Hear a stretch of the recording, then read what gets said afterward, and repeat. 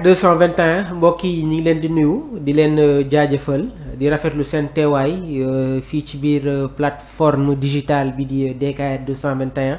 ñuy fas yéene ànd ak yéen saa su nekk rek waxtaanee lépp luy jëm ci tolluwaayu réew mi tey nag dañu fas yéene ñëw indi une lecture càmbar benn dossier muy mbirum Prodac nag suñ ko waxee suñu xel day dem ci programme des domaines agricoles ak communautaires. ñu tudd ci ki nga xamante ne moom mooy Mame Mbaye Niang nekkoon ministre sur l'ancien régime tey nag dañu fas yéene indi li nga xamante ne moom mooy une lecture concernant dossier bi nga xamante ne moo xañoon Ousmane Sonko mu nekk candidat à la présidentielle de 2024 donc ci bile dossier tey la ñu war a taxaw indi ci une lecture jamono ji nag Sénégal nekk sur la reddition des comptes gis nañu ay rapports yu bëri yoo xamante ne jamono ji mettre nañ ko sur la table pour l'exécution donc dañu fas yéene ñëw tey rek waxtaanee ci dossier bii di le dossier Prodac donc longtemps porté par ki nga xamante ne moom mooy Ousmane Sonko la vérité éclate sur l'affaire des 29 milliards de Prodac donc longtemps évoqué sur la place sans jamais être pleinement connu dans son existence le rapport de l'inspection générale des finances ñu gën ko xam ci IGF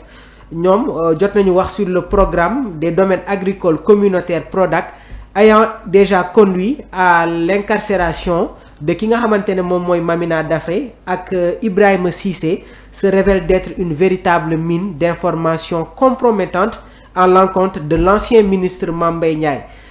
Niang ce document nag day mettre en lumière des pratiques douteuses et des manquements graves dans la gestion des fonds publics soulignant ainsi l'ampleur des toutes premières dérives ayant affecté ce programme d'envergure alors ki nga xamante ne moom mooy Ousmane Sonko moom bokkoon na ci personnalité yi nga xamante ne jotoon nañu évoquer le sujet lors d'un point de presse non sans compromettre li nga xamante ne moom mooy un lapsus sur le nom exact du code de contrôle à l'origine du rapport devenu premier ministre le premier ministre Ousmane Sonko Ilimaanu Jawriñ yi moom itamit jot na yëkkati ay kàddu quelques mois plus tard sur ce fameux document devant une foule de militants galvanisés réunis au Grand Théâtre de Dakar donc Ilimaanu Jawriñ yi Ousmane Sonko gannaaw ba mu demee woon fële nga xamante ne moom mooy Grand Théâtre doon yëkkati ay kàddu ci conférence bi nga xamante ne moom moo ko doon animé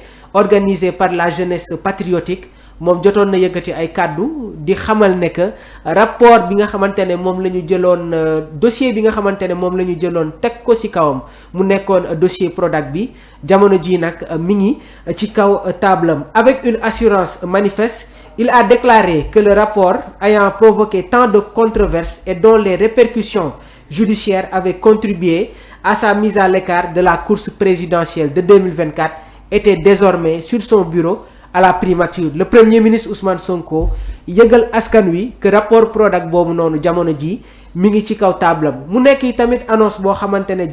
jotoon nañ ko accueillir par un tonnerre d'applaudissements dans la salle et sans doute semer une vive inquiétude parmi les personnalités yi nga xamante ne tudd nañ leen ci bile document maanaam am na ay personnalités yoo xamante ne jot nañ leen tudd ci rapport bi nga xamante ne jamono ji ibbi nañ ko di ko saytuwaat et pour cause comme le rapporte Observateur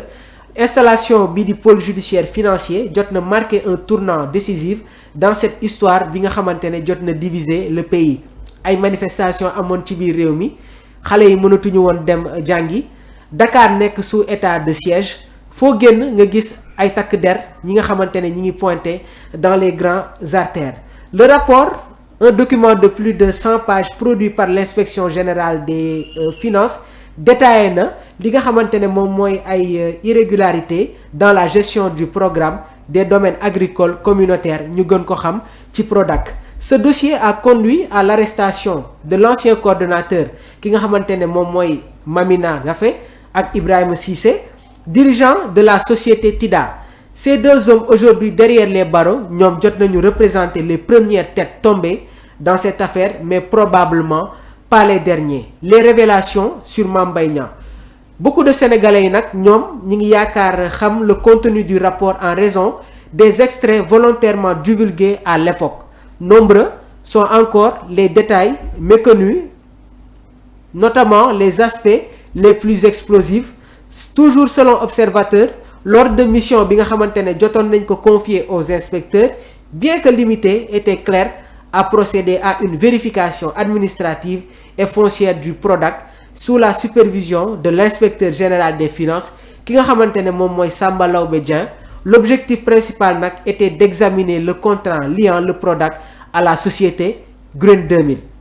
Donc c'est le 15 juillet 2017 que le Prodac jotoon recevoir l'autorisation officielle de recourir à une entente directe ak société bii di Green 2000 pour la mise en œuvre des premiers domaines agricoles communautaires DAC. Ce marché colossal d'une valeur de 29 milliards avait été signé par Mame Mbaye Niang, alors ministre de l'Emploi, au nom de l'État. Toutefois, selon le rapport relayé par le journal bi di Observateur, aucune irrégularité manifeste n'avait été relevée au moment de la signature du contrat. Mais la suite ci bile audit day réserver des révélations inattendues susceptibles d'expliquer les nombreuses interrogations yi nga xamante ne ñi ngi ko doon wax ci bile mbir, waaye tamit ay répercussions judiciaires yi nga xamante ne topp na si. Bile rapport day souligner que l'attitude de Mame Mbaye Niang vis-à-vis du contrat ak Green 2000 aurait facilité li nga xamante ne moom mooy ay dérives. Bi ñu jugee foofu ñu gisi tamit ay réactions yoo xamante ne ambivalentes du ministre de la Jeunesse, signataire du contrat suite aux alertes de la Loca-Afrique sur le non-respect par Green de ses obligations contractuelles, précise le document. Toujours selon les inspecteurs, l'ancien ministre aurait écrit à plusieurs reprises au ministère et responsables concernés pour permettre à Green 2000 de toucher des fonds sans contrepartie réellement effectuée. Par exemple, le 1er décembre 2016, Mame Mbaye Niang aurait adressé une lettre à Jean-Pierre Senghor, alors coordonnateur du Prodac, mettant en exergue des manquements graves. Ci manquement yooyu, enregistrement tardif du contrat par Green,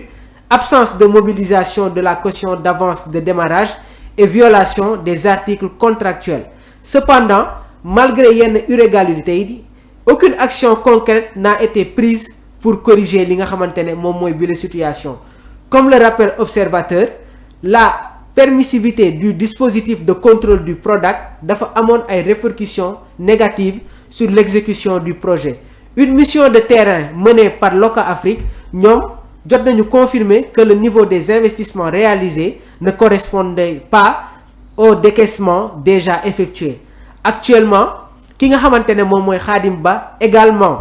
impliqué, a été entendu sur ces faits. Quant à Mame Mbaye Niang qui réside à l'étranger depuis la chute du régime de Macky Sall, jamono ji il fait objet d'une enquête approfondie par le pôle judiciaire financier. Des cabinets notariaux ont été saisis pour examiner d'autres dossiers liés à son mandat. Selon toujours les dernières informations rapportées, ce scandale day continuer de secouer le Sénégal, révélant l'ampleur des dysfonctionnements dans la gestion des fonds publics et des ramifications politiques d'une affaire aux multiples zones d'ombre. Donc mu nekkoon ni tey dossier bi nga xamante ne moom lañ leen indiloon, jamono ji nag Sénégal